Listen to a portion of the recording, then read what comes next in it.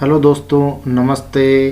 आपकी कक्षा 8 की जो बोर्ड एग्ज़ाम मार्च अप्रैल में होने वाली है उसके लिए मोस्ट इम्पोर्टेंट वीडियो है दोस्तों। इसकी एक मैं सीरीज़ लेके आ रहा हूँ जिसके अंदर प्रत्येक प्रश्नावली या प्रत्येक पाठ के अंदर जो भी क्वेश्चन आने वाले हैं, मोस्ट इम्पोर्टेंट प्रश्न, वो इसके अंदर आपको मिलेंगे। तो आज की शुरुआत है दोस्तों इससे कि गणित की प्रश्नावली पहली है परिमेय संख्या। उसके अंदर जो मोस्ट इम्पोर्टेंट प्रश्न बनते हैं उसके लिए ये वीडियो है और उससे मैं आपको गारंटी देता हूँ दोस्तों कि इससे बाहर कोई प्रश्न नहीं जाएगा। इसका प्रश्न का रूप चेंज हो सकता है, जैसे ऑब्जेक्टिव टाइप आ सकता है, सत्य असत्य आ सकता है, खालिस्तान आ सकता है, मिलान करना आ सकता है, या फिर बड़ा प्रश्न आ सकता है, लघुतरात्मक प्रश्न आ सकता है, लेकिन आएगा लगभग इन्हीं में से। तो दोस्तों शुरू करते हैं आज का वीडियो। दोस्तों अगर चैनल पर नए हैं तो चैनल को सब्सक्राइब जरूर कर लें और बेल आइकन को ऑन कर लीजिए ताकि आपकी जो परीक्षा की तैयारी है वो लगातार बनी रहेगी और प्रत्येक विषय के प्रत्येक चैप्टर में से जो भी प्रश्न आने वाले हैं वो आपको मेरे चैनल पर मिलते रहेंगे।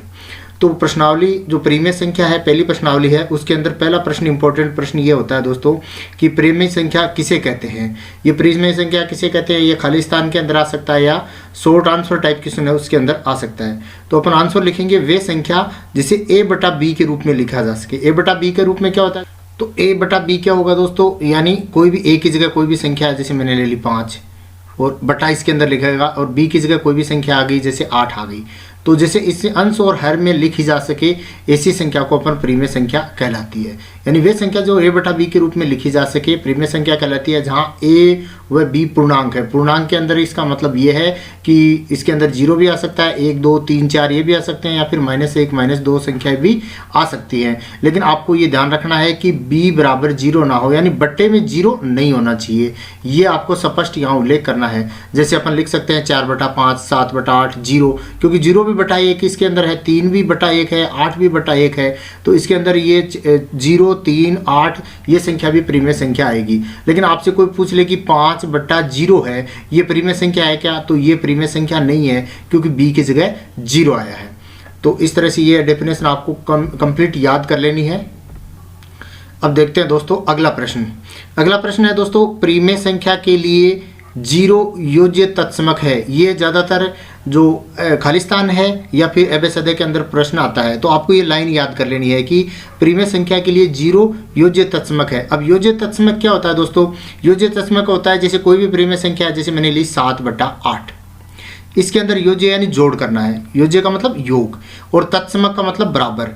इसके अंदर क्या जोड़े कि इसके 7 बटा 8 के बराबर ही 7 बटा 8 आंसर आ जाए। तो इसके अंदर आपको पता है कि दोस्तों 0 जोड़ेंगे तो 7 बटा 8 आएगा, यानी किसी परिमेय संख्या में 0 जोड़ने पर वो ही परिमेय संख्या आती है। इसीलिए परिमेय संख्या के लिए 0 है वो योज्य तत्समक है। आपको ये कंप्लीट याद रखना है। इसी तरह से प्रश्न थर्ड है परिमेय संख्या के लिए एक गुणात्मक तत्समक है। गुणात्मक का मतलब क्या है, गुणा। तो जैसे कोई भी परिमेय संख्या ली अपन ने 3 बटा 6, अब इसके अंदर गुणा करना है। क्या किससे गुणा करें कि आंसर वो ही परिमेय संख्या आ जाए, यानी 3 बटा 6 ही आ जाए।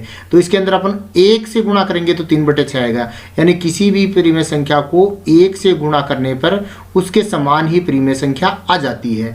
इसलिए 1 को अपन गुणात्मक तत्समक कहते हैं। तो ये हो गया प्रश्न दोस्तों। नेक्स्ट क्वेश्चन देखते हैं। फोर्थ क्वेश्चन है दोस्तों कि a बटा b का योज्य प्रतिलोम -a बटा b है। यानी योज्य प्रतिलोम आपसे परीक्षा में पूछेगा, जैसे कोई भी प्रश्न आ सकता है कि 4 बटा 5 का योज्य प्रतिलोम लिखिए। वो था पहले योज्य तत्समक, ये क्या है योज्य प्रतिलोम। क्या है दोस्तों, योज्य प्रतिलोम है। प्रतिलोम यानी उल्टा, यानी जोड़ का उल्टा। तो ये जो जोड़ के अंदर दे रखी है 4 बटा 5, तो इसका आंसर आ जाएगा -4 बटा 5। और अगर आपको -6 बटा 8 दिया होता तो इसका योज्य प्रतिलोम क्या आ जाता दोस्तों, 6 बटा 8 माइनस का हटा देते। यानी जो पॉजिटिव संख्या है उसको तो अपन नेगेटिव बना देंगे और जो नेगेटिव संख्या है उसको अपन पॉजिटिव बना देंगे। ये इसका योज्य प्रतिलोम होगा। इसी तरह से नेक्स्ट क्वेश्चन है a बटा b का गुणात्मक प्रतिलोम b बटा a है। गुणात्मक प्रतिलोम का मतलब होता है अंश का हर बना दो और हर का अंश बना दो। जैसे कि मैंने लिया 4 बटा 5 है, एक ये परिमेय संख्या है, इसका गुणात्मक प्रतिलोम क्या होगा, तो आपको क्या करना है, गुणा का निशान ऐसे होता है दोस्तों, यूं यूं।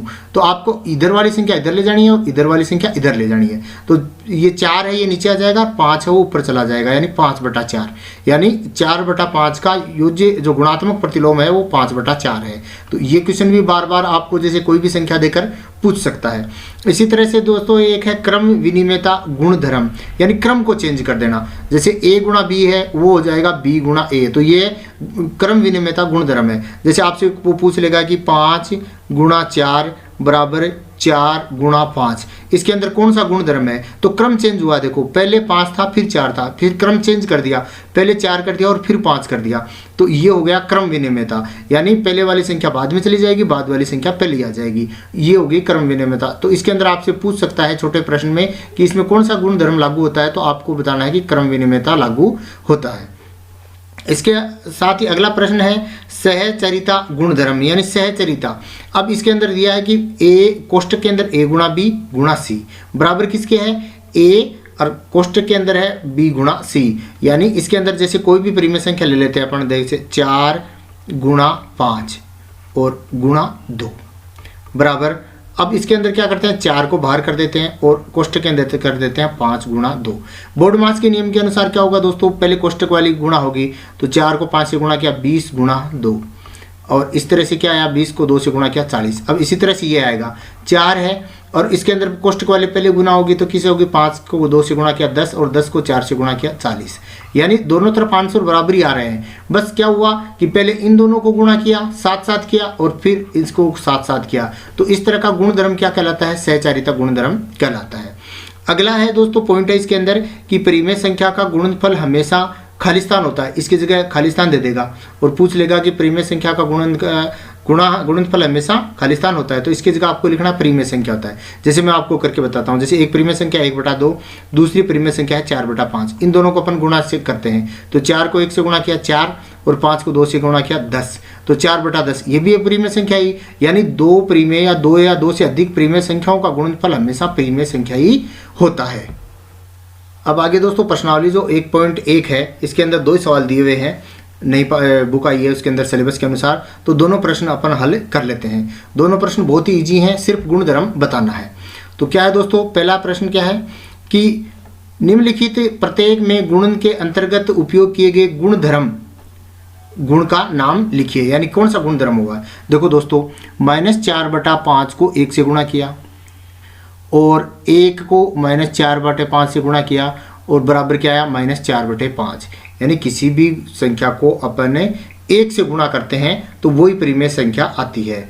तो इसके अंदर कौन सा नियम लागू हुआ दोस्तों, इसके अंदर अपना नियम लागू हो गया, जो गुणधर्म अभी अपन ने पढ़े थे उनमें से लागू होगा, वो होगा दोस्तों अपना गुणात्मक तत्समक। क्योंकि गुणात्मक तत्समक में अपन ने क्या पढ़ा था कि किससे गुणा करें कि वही संख्या वापस आ जाए, तो इसके अंदर 1 से गुणा करते हैं, तो इसके अंदर अपन क्या आंसर लिखेंगे, कौन सा गुणधर्म लिखेंगे, गुणात्मक तत्समक, आधा तय समक, गुणात्मक तत्समक, इसमें गुणधर्म आ गया।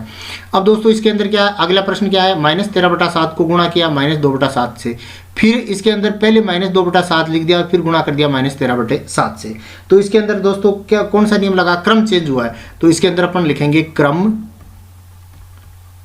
विनिमेयता गुणधर्म। कौन सा गुणधर्म लागू हुआ है, क्रम विनिमेयता गुणधर्म। ठीक है दोस्तों, नेक्स्ट है दोस्तों इसके अंदर क्या है कि -19/29 को गुणा किया 29/-19, तो क्या आया आंसर, 1 आया दोस्तों आंसर। तो इसके अंदर क्या हुआ दोस्तों, पहले था ये अंश था और ये हर था, फिर इसको अंश को हर बना दिया और हर को अंश बना दिया, तो इसके अंदर क्या हुआ दोस्तों, इसके अंदर गुणात्मक प्रतिलोम जो अपन ने पढ़ा था वो हुआ, तो इसका आंसर आ जाएगा गुणात्मक प्रतिलोम। गुणात्मक प्रतिलोम में क्या करते हैं, अंश को हर बना देते हैं, हर को अंश बना देते हैं, तो इसके अंदर आंसर आ जाएगा गुणात्मक प्रतिलोम। इसके अंदर अगला प्रश्न दोस्तों, बताइए कौन से गुणधर्म या गुण की सहायता से आप 1/3 गुणा कोष्टक के अंदर 6 गुणा 4/5 को कोष्टक के अंदर 1/3 गुणा 6 गुणा 4/3 के रूप में अभिकलन करते हैं। तो यानी दोस्तों पहले ये संख्या थी, ये दोनों साथ में गुणा होंगे, फिर इन पहली दो संख्याओं को साथ में गुणा कर लिया और बाद में तीसरी संख्या को गुणा किया। तो इसमें मैंने पहले बताया था, लास्ट पॉइंट है कि सहचारिता गुणधर्म है, उसके आधार पर अपन इसको व्यक्त करेंगे। तो ये था दोस्तों पहली प्रश्नावली का परिमेय संख्या का वीडियो। इससे बाहर बोर्ड परीक्षा में कोई क्वेश्चन नहीं जाएगा, ये मैं आपको गारंटी देता हूँ।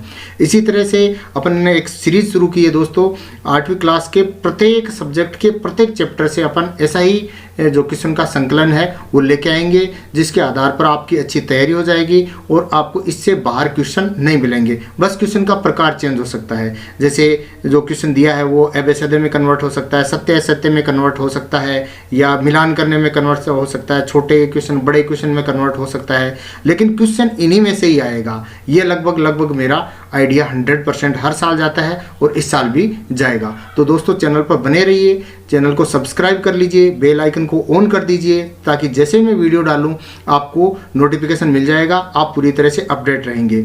और आपको वीडियो अच्छा लगा है तो दोस्तों के साथ शेयर कीजिए, ताकि वो भी इसका लाभ उठा सकें। धन्यवाद दोस्तों।